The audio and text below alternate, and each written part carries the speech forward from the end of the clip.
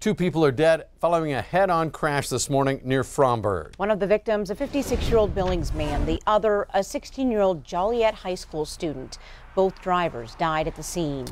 Families, communities, and schools reeling tonight as word of this accident spreads. The crash happened around 7:45 this morning on Highway 310 just north of Fromberg. Montana Highway Patrol says a Dodge Ram driven by the 16-year-old Joliet student was headed north when it crossed over into the southbound lane for unknown reasons and collided head-on with the Ford pickup. Now, the boy's 12-year-old sister was also injured in the crash. She's being treated for broken bones but is expected to be okay.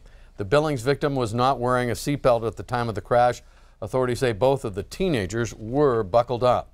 Although authorities have not officially released the names of the victims, we do know much more about one of the drivers. The death of 16-year-old Paul McKay has Joliet High School and its football team rallying around their friend and teammate.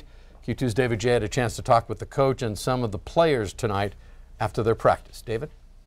Well, Jay, Janelle, Coach George Warburton says the team motto has been forte, or strength, and he has used football adversity for life lessons. Today, players and coaches called upon that strength for the team, school, and community.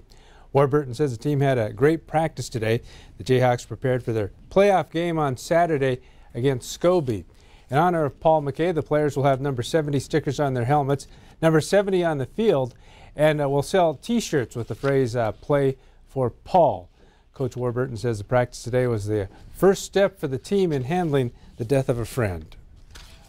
Our coach has been really well about teaching us adversity this year, and it's been a really good life lesson, not knowing this is going to happen, but when it did happen, we were there and we were strong enough to handle it. We had adversity at the beginning of the year, but we didn't know something like this was going to happen at this time of the year, so it was a very good practice for what kind of day it was for us. Paul McKay had one of the brightest smiles that I've ever seen. Every time I'd see him, he'd tell me hello.